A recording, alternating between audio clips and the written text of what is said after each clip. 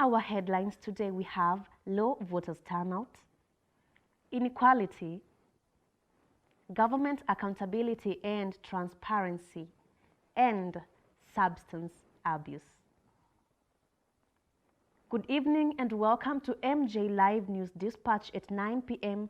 I am John Mwaneki and I'll be with you for the next 25 minutes. Stay tuned. Low voters turnout has been reported in the country and the IEBC has missed its target and listing 4.5 million new voters despite extending the deadline. According to a section of Kenyans, fake political promises that have continued to be tales have highly contributed to them not registering as voters for the upcoming general elections. Our correspondent sheds more light on this. The IEBC has not yet been able to meet their target of registering voters despite extending their deadlines. The target has been missed by a big margin and most of them being youths.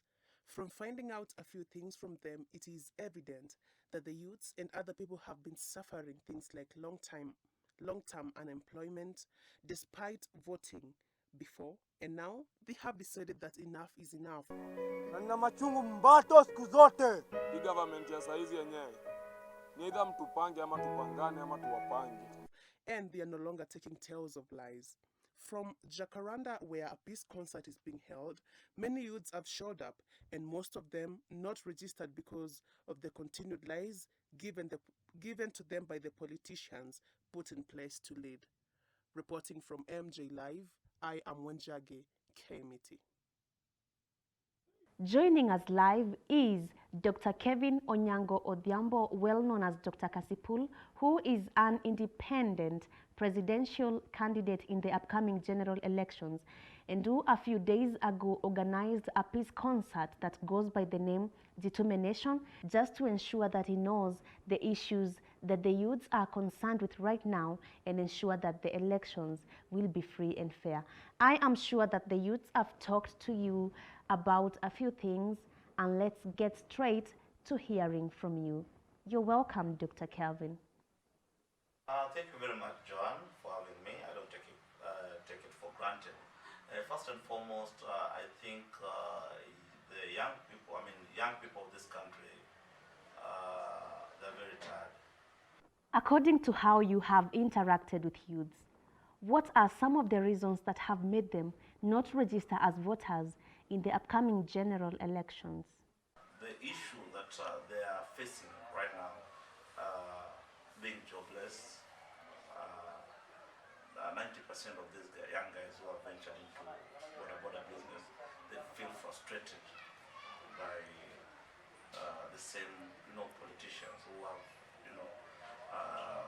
who are in the government. And when we interacted with them and we asked them about what they're going through and what is their problem, they told us that we are not feeling it's okay for us to carry, to proceed and for the same guys, in power. Now, there is also the recycling part of politicians, whereby someone has been, someone is someone was a governor, and then he wants to run for a senator, whatever position. Now, this is more of recycling. They recycle. They're the same leaders, different position, different offices, but the same leaders. They've decided not to, to register as voters because what they're going through, the hustling process and being jobless, and I think that is the reason why they feel that they don't need to participate anymore in this election. Hapo ndo wanafika situation whereby they stick to their hustle, like if they are thieves, they wanakatalia kuwa hapo thieves. Hapo ndo wanapata pesa mingi kwa sababu at the end of the day there is no job in Kenya, so they choose a wrong direction, and yeah, that's all. How do you think some of these things can be solved? It is very easy. If those politicians who are in power now, they have just to admit that we've been in power for the past 20 years. We just need to give room for young blood and young leaders to come in. Leaders that can relate with the youths. They can speak the same language. As I said earlier, someone has been in the office for the past 30 years. The same manifesto, the same style of, doing politics. They just tend to extend 5 years, 5 years, 5 years, and nothing is happening. So inaanza na wale wanasiasa ambao ni wa Kongo wakubali ya kwamba we need to give way to young blood so that they can take over the leadership and also relate with the other young people. Do you think that the politicians are fair enough, or rather have been fair enough when it comes to dealing with the needs of the citizens? They are not fair because currently we're experiencing unemployment in the country. We have cost of living and food. We have issue of dropouts, especially in the education sector. We also have insecurity. So I don't think whether they've been fair enough. What are some of the steps that you're taking to ensure that the elections will be free and fair?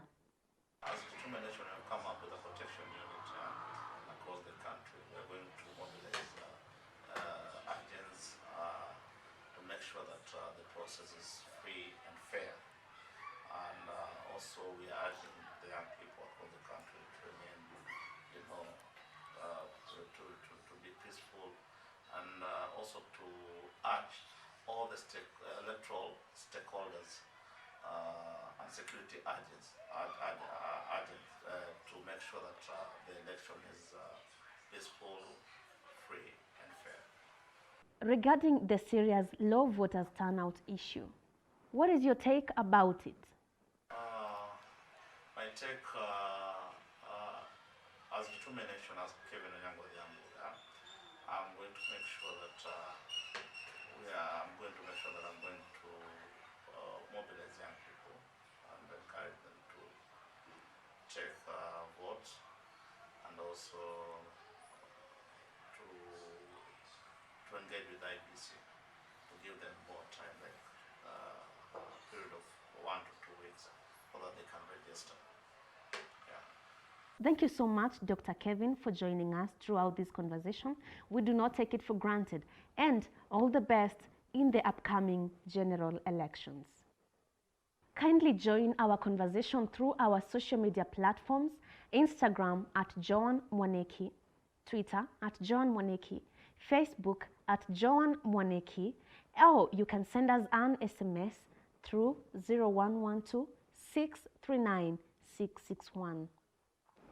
And on the other hand, internationally, the richest half of the world are clearly responsible for 86% of greenhouse gas emissions, and the poorest for just 14%. Our correspondent is ready to shed more light on this. Climate change is already making poverty worse, and the poor have been left to take care of themselves. The issues keep arising because of too much asphalt, concrete, and lack of trees. Research suggests that people in areas with less vegetation have 5% high chance of dying due to heat-related causes. The rich, though, contribute more to this crisis in the biggest way possible. Sophia Macau, reporting for MJ Live. Joining us live is Honorable Anita Soina, an aspiring Member of Parliament in Kajiado North, and is an environmental analyst and the founder of Spice Warriors Kenya. She is the most known Kenyan environmental advocate from the Maasai community, who has partnered with a lot of international activists and international organizations. And let's get to it. You're welcome, Anita. First of all, thank you for having me in the space, because it's like you have allowed youths to also have a voice on this. Please explain to us how climate change has made inequality worse in the world we are living in today? We normally say climate change does not affect us equally in terms of gender, in terms of social status and all that. Africa contributes to about 3% of the world global emissions, but we are the same people who are on the receiving end of the worst climate change impacts, that is the negative impacts. And still you will realize that most action-oriented, how do I put it? Like most people who are in the climate movement, who are really doing so much in terms of action, are in Africa. But when you see when climate change is affecting us fast. Also looking at when it comes to even here in Africa, it's not affecting us equally as well. So it's still people from the poor backgrounds who are facing the climate change effects seriously, and you realize that they contribute least, and very, very least. And when it comes to gender as well, climate change affects us, both men and women, but women are more affected because you see, like, even in terms of food production, it's women who are known to provide for their families. And now when climate change is affecting food production, people are coming back home, there is no food, it turns back to the women, there is floods and people are running away from their homes. Now women and children are left behind. I mean, there are a lot of scenarios where climate change is worsening poverty levels as well.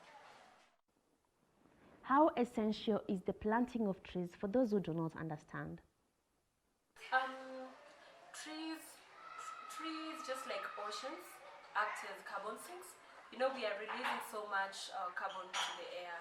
We are just destroying the air. The air is polluted every day. And if you realize, every day we are trying to, most countries are trying to catch up with what they term as technology, which is coming with too much dirty air and all that. So for us to clean this air, because if we are to move in a certain direction, maybe to grow in certain ways when it comes to development and all that, a lot of environment destruction is happening. So trees help us in absorbing the carbon from the air. And, it's something that we learned when we were very young in school, that trees, clean air, it's just the same thing. Yeah? You have partnered with a lot of international activists and international organizations, Anita. Which has been the biggest problem when dealing with climate change? I'd say the biggest problem is that most of the people in the climate movement, we really are trying our best, especially people who are trying to drive change in terms of educating people, educating the common citizen, trying to add our voices to the climate action, speaking about it, doing the little action that we can do about it, and attending conferences.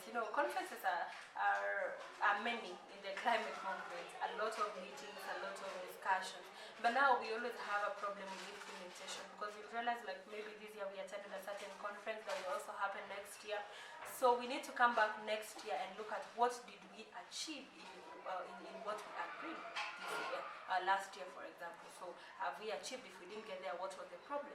But see, we're just having conferences and moving on like nothing happened. It's just we are so good at discussions, but when it comes to countries, governments, individuals committing now to the action part, it becomes a challenge, because if it is ideas, we have them, innovations, we have them from women, youth, and everybody generally. We have a lot, and media plays the biggest role in shaping our society. If we want to have the young people, these children and our generation talking about these things that deserves urgency, then we need to have the media being in front, leading the way, taking the space. So I think that's one of the biggest challenges. I think another one as well is climate financing, which is one of the top discussions, here. But when it comes to the actualization, it becomes a problem, because you see, these rich countries are the ones who are really contributing to worst impacts of climate change. So when it comes to climate financing, then they also need to do that, paying for loss and damage. But you see, the challenge is, how is climate financing done? Are we financing governments and forgetting that we have youth-led initiatives, women-led initiatives, community-led initiatives? because, sorry, for the lack of a better word, is that most people who are doing much action with little or no resources are these people, the communities, the community people and all that. So in one way or another, we have to make sure that much is channeled there, because once it gets to the government first, it becomes so hard for finance and resources to move from the government to the people. Yeah. Thank you so much for sparing some time and talking to us about climate change. We are thankful and grateful. And all the best in the upcoming 2022 general elections. Coming up is the issue of government accountability and transparency after the break. In John's life, action runs non-stop. Now, I can't be with him all the time, 24 hours a day. That's why I've given him Dettol Soap's non-stop protection, which gives him 24 hours protection from germs. In the morning when he faces germs,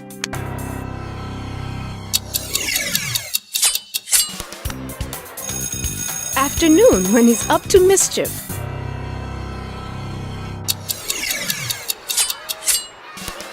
playing in the evening.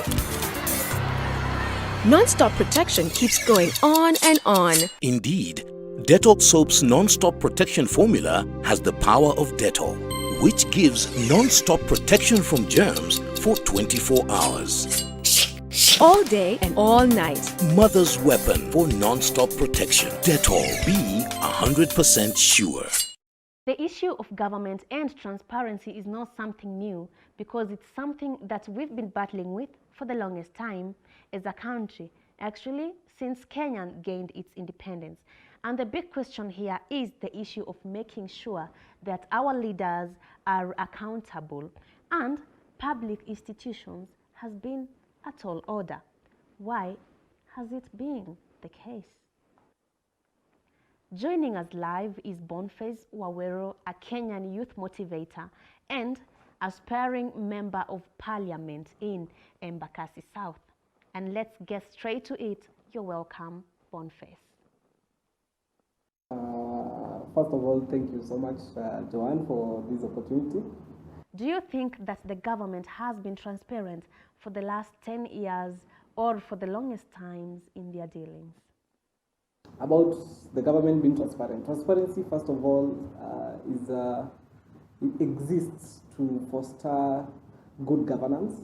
And I think one of the major ways of making sure our government is transparent is through giving out information of what the government is doing to the public. According to my presumptions or my analogies, the government has not been transparent as such in the public domain in giving information enough to know how much or what the government is doing in terms of projects, in terms of public funds, because part of transparency is showing the public how much the government is spending in doing what it does. And what the government does includes projects, includes infrastructure, healthcare, includes any tenders and procurement processes. And most of these things are not so much in the public domain as maybe the Constitution would prefer it to be. And so I think, or I believe that the government has not been so much informatory in giving information of what it does and what it approves or does not. One of the major useful institutions for information is the parliament. And parliament exists to pass laws and budgets, but at the same time, it exists to hold public participation, whereby the public should be involved directly in the decisions that parliament do. And so I feel like the public has not been so much informed or so much involved in participating in whatever the government does, and which now limits the transparency that the government has. Because we hear of cases whereby members of parliament are bribed to pass law which is contrary to what the Constitution defines, because members of parliament should not be pushed to pass laws in parliament, but they should use whatever resources they have to help public participation be effective, so that the public can be involved in passing laws and also being aware of whatever the government is involved in day to day, and also make sure that the public is aware of how much the government spends, how much it does, at what time, and in every year, is the government achieving what it promises, or is it ruling according to the constitution? You know, yeah. So I believe we still have a lot to do in terms of transparency in the governance of our nation. It is possible to achieve it, but one way of achieving it is making sure that the public is aware of every activity that the government is doing, and also making proper public participation in every key decision that the government is making. Do you think that the government's priorities have been right? Most likely not, because we find that we are in a situation whereby we are added to what we call the third industrial revolution. And in the third industrial revolution is whereby you see there's pressure to evolve infrastructure in terms of roads, in terms of transport, and in terms of buildings and whatever. That's what we call the third industrial revolution. And this industrial revolution is in line also to the economy. And you find that the government has sidelined itself to one part of the third industrial revolution, which is infrastructure, and forgotten about the economy. So I feel like the priorities have not been, not that they've not been right, but they've not been balanced. Infrastructure is a good thing, but you have to create a balance when you're trying to evolve infrastructure. You also create a balance of whereby you are concerned, or you also give concern to the economy, which deals with the common citizen, which is the biggest population of the country. Because infrastructure is good, but the economy is more important, because this infrastructure you're creating is for these people. So if you don't create a conducive economy for the citizens, and concentrate more on infrastructure, then you lose a lot of people in terms of trust. They don't trust the government. They don't trust every process the government does. They think also the government is not transparent, as you had asked earlier. And so I feel like if the government could have created a balance between infrastructure and economy, their priorities would have now been right. What do you think that the incoming government can do differently to ensure that there is transparency and accountability? First of all is making sure they adhere to the Constitution. The Constitution is what forms a nation, and most importantly a government. And every time we elect leaders, you find that they seek off of office through the Constitution, meaning that the Constitution is what guides them to run the affairs of a government. And if something helps you to run an affair of anything, then it means you should be transparent in whatever that thing that you're following says.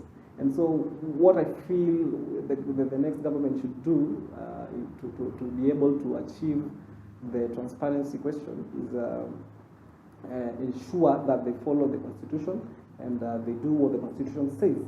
They should not think of their own interests, but also achieve the interests that the Constitution says in terms of the division of the executive, judiciary, and parliament.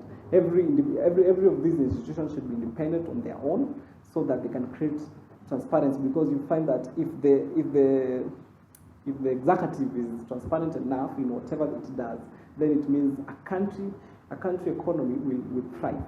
If the judiciary is transparent in whatever the cases they handle in court and what have you and so on, it means also that the citizens will have what we call liberty and access to fair judgment and whatever, and which now is part of transparency in running a government. And if Parliament also is independent in creating its own laws, it means that we have everything to gain from it, because it will create that participation of feeling that we are part of the government. Thank you so much, Boniface. We are glad for having you here and discussing to us about the issues of government transparency and accountability. And I wish you all the best in the upcoming 2022 general elections. Substance abuse is one of the most rapidly increasing issues in our country, and statistics indicate that half of the drug users are aged between 10 to 29 years of old, and the most abused drugs are nicotine, cannabis sativa, and alcohol. I can see that I have several comments and feedbacks coming in this particular time. Let me go through some of them.